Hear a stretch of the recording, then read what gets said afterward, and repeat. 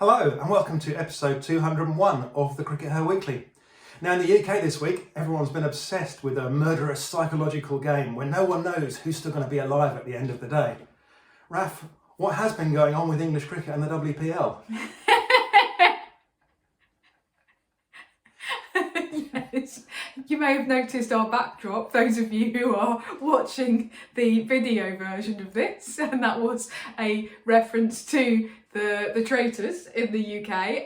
But in terms of the WPL, essentially what's happened is that the BCCI have confirmed the dates for the WPL, which were kind of rumoured. There were rumours about them, but we didn't actually have them confirmed. So the final is going to be on the 17th of March. Now England and New Zealand have this series taking place that's starting on the 19th of March. And the ECB are planning to announce the squads to tour New Zealand in the coming days. So it has emerged that they have said to the England players, 8 of whom had WPL contracts for this year's edition of the tournament. Basically, they've said not just that it's that you can't play in the first T20 against New Zealand because of having to travel if you end up playing in the WPL final, but that you actually won't be able to play in any of the T20s. There's going to be 3 T20s and you can't play in any of them. So yeah, it's a little bit of a showdown.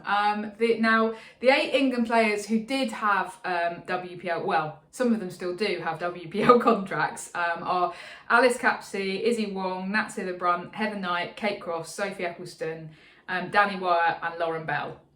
And on Friday, Lauren Bell withdrew from the tournament, saying that she wanted to prepare for the New Zealand series and spend her time doing that instead. And then yesterday, so Saturday, because we're recording this on Sunday, Heather Knight has also withdrawn. So there's been a lot of talk about this on social media, as you can imagine. It's actually quite a bit, there's quite a big conversation, quite a lot of controversy around this. And there's probably quite a lot of kind of questions on there. I put a tweet out yesterday and we had some really interesting responses. So I thought that I might actually read out one of the tweets because I think there are 4 really interesting questions that have been posed by Heather. So I'll read them out and then we'll maybe go through them one by one, Sid. So firstly, is this coming from the ECB or from John Lewis? Secondly, will there be more withdrawals to come? Thirdly, is this a power struggle between the will of the ECB and the BCCI? And fourthly, is the PCA, so the England Professional Cricketers Association, silent on this? So question 1, Sid, is this coming from the ECB or is this coming from John Lewis? Well, I think that obviously we don't really know the answer to this. One thing that's incredibly interesting is, of course, John Lewis himself has a contract with the WPL. Yeah. So he's going to be managing one of the teams. As far as we understand, he has basically told the team that he's managing, the UP Warriors, that he will be leaving prior to the final. So if they get to the final, they're not going to have their head coach. I can't imagine that the owners of UP Warriors are terribly happy about this, to be honest. And I wonder whether if it came to it, whether he would actually be permitted to go, because presumably his contract says that you will be present for the whole of the tournament, right? Yeah, I mean, we don't know what the situation is with that, but overall, it feels like what's going on here is that the England management are putting pressure on the players, basically. So the England management don't want to say explicitly you can't go, and we'll come back to that in a minute. But they're putting some sort of moral pressure on the players and going, really, you probably want to consider this, guys. And that's a much easier question for some people to consider than others, right? Not least because of the amounts of money involved. Yeah. So the 2 players that have withdrawn already from the whole of WPL, let's kind of think about what's involved for those 2 players. So they were both on reasonably low money in the WPL. And don't forget that the WPL money, especially if you don't play the games, you lose money. So if you're contracted for £30,000 but you don't play any games, you don't get anything like £30,000. I don't know exactly what you do get, but you don't get the full £30,000. So if you're in Lauren Bell or Heather Knight's situation, you're going to lose some money from the WPL, but you're going to gain back money from playing in those 3 England games. You're going to get back £15,000, basically £5,000 per game. You're gaining a lot more money than you would have this time last year because of the fact that the ECB equalised match fees with the men. But you're not throwing away a huge amount of money, basically. So Heather Knight hasn't had to throw away a huge amount of money. After tax, I reckon she's thrown away about £4,000. I mean, it's not an insignificant amount of money, and obviously plenty of people that are not doing as well as Heather Knight is will go, well, I wouldn't throw away £4,000, of course. But Heather Knight, not Heather Graham, excuse me. Heather Knight's making a decent salary at the moment, so that's whereas if you're Nat Siver, you're being asked to if you miss the whole WPL, you're being asked. Don't forget, she's 30 years old. She's towards the end of her career. You're being asked to throw away £250,000. Now, everyone went wild about the traitors this week. The person that won the traitors got what, £95,000? Yeah. And that was considered, a lot. That is a lot of money to almost anybody. That's a lot of money. £250,000 you're being asked to throw away if you're Nat Siver, if you're being kind of pressured to miss the entire WPL. That's a huge chunk of money. Yeah, I mean, to be fair, the ECB are saying, no, you only have to miss the final. And we don't actually know what the financial implications of that are, do we? In terms of what chunk it takes out of your contract. But I think that the other thing to mention here is that, of course, if your team does get to the final and you end up having to miss it, then you're potentially putting your place in future iterations of the WPL at risk. Are they really going to want you back when they know that the ECB snaps their fingers and you then disappear from the tournament at a particular stage? This is a tournament that, there would be lots of players who would absolutely love to be on the tier of contract that Nat Siver is on in this tournament. So I think that you also have to balance the earnings that you might potentially lose this time around and potentially annoying England and the ECB with what happens in the next 4 or 5 years for yourself. Yeah, absolutely. And I have to say that I think that the reason why this has really kicked off, we don't know the extent to which it's John Lewis snapping his fingers and going, everybody has to come and prioritise England over franchise cricket. We don't know that, but the reason that this has kicked off on social media is because it looks terrible from the perspective of the fact that John Lewis is coaching in this tournament. So on the one hand, the ECB are saying, well, we expect our players to prioritise their England commitments. And on the other hand, they're saying it's perfectly acceptable for our head coach, who we employ on a year-round basis to do this job, who's presumably pretty well remunerated for doing it, to just disappear ahead of the tour for the preparation.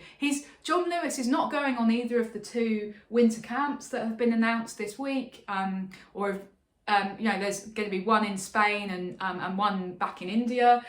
He's not going on either of those because he's going to the WPL to coach in it. Okay, fine. The ECB have let him go. They've obviously had a conversation around that. But to then crack the whip and try to say that your players are prioritising franchise cricket over international commitment, and then to put that moral pressure on the players to say, how dare you not put England above everything else, it's just a huge double standard. Yeah, and Heather Knight pulling out of the entire tournament really is kind of the England management going, we think this is what you should do, really. This is the moral exactly. This is the moral And let's have a look at the language in the statement that the ECB put out about this. When schedules were released, it became clear that to prepare optimally for England's tour to New Zealand would mean missing the end of the WPL campaign, and Knight has decided to prioritise England. Now, if that statement isn't moral pressure about optimal preparation for the England tour to New Zealand, then I don't know what is. Yeah, so we think it would have been a much better look from John Lewis if he'd gone, look, I'm giving up my WPL contract. Exactly. So I'm setting the example here. Yes. Why couldn't he do that? Yeah, absolutely. That's a really good point, Sid. Well, so they're expecting the players to do that, but not John Lewis. Anyway, so I think that is what has really got my goat. Because if I think about it logically, I actually do think, and I think you probably agree with me, Sid, that actually players probably should be prioritising international commitments over franchise tournaments, right? If it came down to it. Well, I mean, I don't think the players should have ended up in this position. They shouldn't have ended up in a position where the ECB are putting moral pressure on them. Yeah. They're going, well, you can do it if you don't want to prepare optimally, and it's like that's unfair. And it's unfair on people like Alice Capsey. It's unfair on Nat Siver, given the amounts of money involved. There are a couple of players playing WPL that probably Kate Cross, Izzy Wong probably wouldn't have been in the T20 squad anyway. But it still makes life difficult for them because there are still open questions for them. Absolutely. So I don't think anyone should have been put in this they position. shouldn't have been put in this position. But if we think about it from a kind of philosophical perspective, if and we've talked about this before in relation to other franchise tournaments, that actually we were, for example, a bit cross with the fact that the England players at the end of last season ended up quite tired and saying we're not going to bother playing against Sri Lanka, when they'd already played in 2 or 3 franchise competitions in the preceding 12 months. We felt that was a poor kind of allocation of workload, right? Yeah, and I still stand by that, definitely. Okay. So from a kind of philosophical perspective, it's not that we think that it's wrong for international players to prioritise international cricket over franchise tournaments, but what we do feel is very much in this scenario, or certainly what I feel, very much in this scenario, that it's terrible because of the fact that John Lewis is coaching in the competition. You can't get away from it. It's, as I said a couple of times now, double standard. That's the problem. So what about the second question? Well, the second question is, will there be more withdrawals to come? Which to some extent you've sort of answered in the sense of there being this, it's different depending on the player in question, right? Yeah, so the couple of players that presumably won't be in a T20 squad, obviously they're not going to withdraw. It does feel a bit like, the Heather Knight putting out that statement was a message to the other players, because clearly they haven't withdrawn already. Obviously, conversations would have been had within the camp, which would have led to, Lauren Bell saying, okay, I'm going to prioritise England. And I just want to say, I think that's really poor that it reads to me like Lauren Bell, as a young player, there has been pressure placed on her specifically, and that some of these other players are a bit older. Your Danny Wyatts, your Nat Siver Brunts, they're a bit older and they've got a little bit more kind of sway, or they feel more confident in actually saying, well, no, England, I'm going to do the thing that I committed to. So my guess is that we won't see any more withdrawals. I think we'd have seen them already. I think this was an attempt to put pressure on those players. If they haven't done it already, my guess is that they won't, but we'll see. That's really interesting. Okay, we will see. Third, and I guess the other thing that we'll see is whether, when it comes to it and it is the final, whether some of these players might just say, well, yeah, we don't care. Yeah. Whatever they're privately saying to the ECB now, I mean. Anyway, the third question, is this a power struggle between the will of the ECB and the BCCI? Now, Sid, you've got quite strong feelings about the reason that this clash has ended up happening, right? Yeah, I mean, I think that ultimately everything's a power struggle when it comes to the BCCI. Yeah. Everything's about the BCCI. Part of the reason we've ended up here is because the BCCI didn't announce the schedule for the WPL, and they've now announced the schedule and gone, well, there you go, here's our schedule. If you don't like it, we don't have any others. And so, the BCCI just going, well, do what you want, but we're going to do our thing. Maybe the ECB, I mean, the realities of power within cricket are that the BCCI, do hold the upper hand. And maybe the ECB, in that sense, should have accepted that. Maybe the ECB and New Zealand cricket should have gone back and gone, we'll move the matches back a couple of days. That's not unprecedented, right? England moved some matches to help Sri Lanka out. That's last true in the Asia Cup. That's true. Those matches potentially could have been moved. Yeah. I mean, does the struggle even need to happen, Raf? What is the situation here? Because there's 2 days, isn't there, between those matches? What? Well, I did have a look at flights because there was a lot of people saying, oh, this is logistically impossible. It's actually not logistically impossible. I've been on Skyscanner today looking for my cheap flights. Obviously, this is a completely different scenario because if I was one of these players, then I'd presumably be You'd have someone to go on Skyscanner for you. Yeah, but I'd also be looking at business class flights. Anyway, cost aside, okay, assuming that that's not a constraint here, there is a flight that leaves Delhi at 11:45 p.m. On the day of the final. So the final's in the evening on the 17th. You then have to transit through Singapore and Melbourne and Auckland, and you finally get to Dunedin, where the first T20 is taking place at 8:55 a.m. On the 19th, on the day of the T20, which isn't happening, I believe, till the afternoon. So you got bags of time, guys. You've got time for a full English and a cup of tea. I mean, so it is actually logistically possible.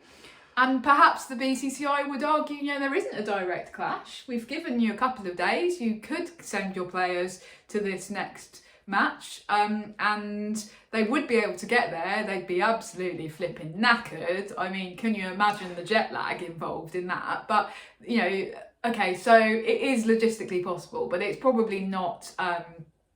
It's probably not ideal preparation for playing in an international T20. But obviously the thing that the ECB has done is not just gone, well, it's about that first match clash. It's the fact that they've also said, I'm sorry, you can't play in the other two matches. There was a thing in Nick Friend's piece in the Cricketer saying, oh, it's too disruptive for the rest of the team. So we need to know whether you're going to play in the WPL ahead of us announcing the squad, because if you're planning to prioritise the WPL final, then there's a suggestion that they might not even get named in the squad because they want the same team to play in all three T20s, and it's too disruptive otherwise. I mean, that just feels punitive, right? That just feels like you're punishing the players, and you're not making any allowances for them. So I've got to say that I didn't think I'd be saying this, but to some extent my sympathy is with the BCCI in this, because they haven't actually done, I mean, the real power move would have been scheduling the final for the 19th of March, right, which is when this T20 is actually happening, and then you're talking about something a bit different. But they would probably be able to argue, well, we're not clashing directly with any international cricket, and the calendar is becoming so crowded that it's quite difficult to avoid overlapping with stuff, or it's quite difficult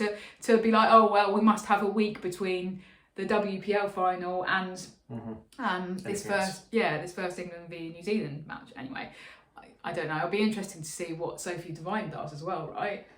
Yeah, she's another one in a very similar situation. Yeah, and we saw that, you know, with the WPL, that some of the New Zealand and South African players missed international games while they were at WPL, so that kind of went in the opposite direction. Yeah. So. Okay, fourth question about the PCA. Is the PCA silent? Well, I haven't seen anything from them. That doesn't mean they're not doing anything, and it has to be said that part of what's probably underlying this is an original agreement between the PCA and the ECB to allow the men to play in their equivalent in the IPL. So the PCA has kind of have a sort of handshake gentleman's agreement with the ECB. I understand it's not a formal contractual, like legal thing, but that the ECB won't stop any men from playing in the IPL. And so probably that's kind of partly underlying what the ECB are doing here, because they're going, well, we're not actually stopping you. You won't be demonstrating your full commitment, but we're not stopping you. Yeah, but that's not within the spirit of the agreement the PCA's got. And that's one of the things that I meant to say and that I didn't say that's annoying me about this, is because it's a double standard as well between the men and the women, right? Yeah, definitely. That does appear to be the case, that this kind of pressure is no longer exerted on the men. I mean, it kind of was at one point, but, we thought we'd moved on, and then we have to look at what's happening now. So I think it's disappointing that the PCA haven't put out a statement about this, to be honest. Anyway, let's see whether they do or not. Shall we talk about something that isn't England and the WPL? So news overnight is that there's been a historic win for South Africa against Australia. They have beaten Australia for the first time ever in any format of cricket. So South Africa had lost the first T20 and they've now won the second T20 in the series. Yeah, I was staggered about this because it just feels like surely they would have South Africa would have had one victory at some point, but no, apparently not. A good win for them. We've seen two quite similar games that have both gone to a sort of 140-ish, and the thing is, with 140, if you score 140 in the first innings and an international return a top side, it's going to be a toss-up whether you win or not. If you score 160 plus, if you score 180, you're almost certainly going to win the game. 160, you're probably going to. 114, and that's what we've seen. Australia just didn't make enough runs to put the game out of reach today, and South Africa caught it with an over to spare. Yesterday's game went the other way, but that's it. It's 50-50. Now, Raf, some months ago you suggested that Australia were maybe kind of slightly slipping down their pedestal. Well, I'm feeling a bit smug here, Sid, because I seem to remember you disagreeing with me. I certainly said and wrote during the Ashes. You did? No, I didn't disagree. I said it was too early to tell. Okay. Well, I said that the Ashes and England winning both of those white ball series against Australia, crucially during the Ashes, was a very important moment in the sense of that it was the end of an era. The end of an era of Australian dominance of international cricket, and that is absolutely what we're seeing now, right? We're seeing that they dropped a match against India, they've dropped a match against South Africa. They are not going to win everything. They are still a very good team, but they are not invincible. And I'm going to keep saying it because I'm going to keep getting people telling me that I'm talking nonsense whenever I do say it. But I'm afraid that the signs are all there, Megan Shue bowling to Laura Wolvar in the 19th over and conceding 12 runs. We would not have seen that 2 or 3 years ago. So yeah, that's where we're at now with Australia. So it'll be really interesting to see what happens in the rest of the series, because it is, of course, a multi-format series for points. Yeah, right? with a lovely new trophy with sort of 3 different metal balls in a sort of plate. Yeah, which should really be 2 different types of metal balls, because there's only a red and a white ball. There's 3 formats, Raf. Okay, so that's the way. I thought it was a nice trophy anyway, and it's really interesting because for me that trophy's interesting because they've made a proper trophy for it. This isn't like one of those ones where they've got a bit of plastic and engraved something into it. Which they do sometimes seem to do. This is a proper, really nice trophy. It is nice. That somebody's put a lot of thought and effort into, and that suggests that they think this is going to carry on. They think there are going to be more of these multi-format series. That's a brilliant thing. That it demonstrates a commitment to this multi-format format. So that's awesome and great trophy. So one up to Cricket Australia for that. Good. Okay, and finally this week, just briefly, there's been some historic news coming out of West Indies. So Cricket West Indies and the West Indies Players Association have signed a 4-year memorandum of understanding, which outlines for the first time plans to achieve parity in international and regional match fees, in international captains' allowances, in international team prize money and regional individual prize money for all West Indies cricketers by October 2027. So basically, it's a big step towards parity in pay. What do you make of it, Sid? It's kind of an interesting one. I think that one of the keys to it is the thing about the captaincy bonuses and things. That what West Indies women need more than anything else is to keep Hayley Matthews on board. Hayley Matthews just been named the ICC's T20 Cricketer of the Year. Yeah. Obviously, had a fantastic year. Probably the best year of her career, which is saying something considering the year she had when she was 16, when she won a World Cup single-handedly. Yeah. But they desperately want to keep her on board, obviously, and therefore I would imagine the captaincy bonuses are quite a lot of the total money that gets paid, and therefore it's an opportunity for them to give her quite a big raise and say, look, we need you on board and we're committed to you. For the rest of it, I think that the big caveat really is that it's reasonably straightforward for them to do this because their men aren't paid very much. This is why the West Indies men keep, defecting and going off to play franchise tournaments rather than playing test matches. It's easy to do when you're not playing your men very much. Then you can obviously reasonably straightforwardly equalise those women fees. The opposite situation is the situation that the ECB have with the 100, for example, where unless you cut the fees of the men, which to be fair, they have effectively done this year by freezing them in an era of quite high inflation, but unless you cut the fees for the men, then the money isn't there. It's going to cost you too many millions. Yeah. West Indies are able to do that, but still good on them for doing it. Absolutely, really important philosophically. And the cynic would say a nice bit of positive PR for them when last week we were talking about the tricky situation with the 4 retirements and Deandra Dottin. I thought I was supposed to be the cynic here. Deandra Dottin speculating on social media that there's something else going on behind the scenes that we don't actually know about. So yeah, nice bit of positive PR for Cricket West Indies. Okay. Great, well, thanks for tuning in as ever. We'd love to hear your comments about what you make of the ECB versus England players situation. Did you enjoy the final of the Traitors? Oh, it was so good. Anyway, that's by the by. Thanks very much for tuning in, and we will see you in a week's time. Bye-bye. Bye-bye.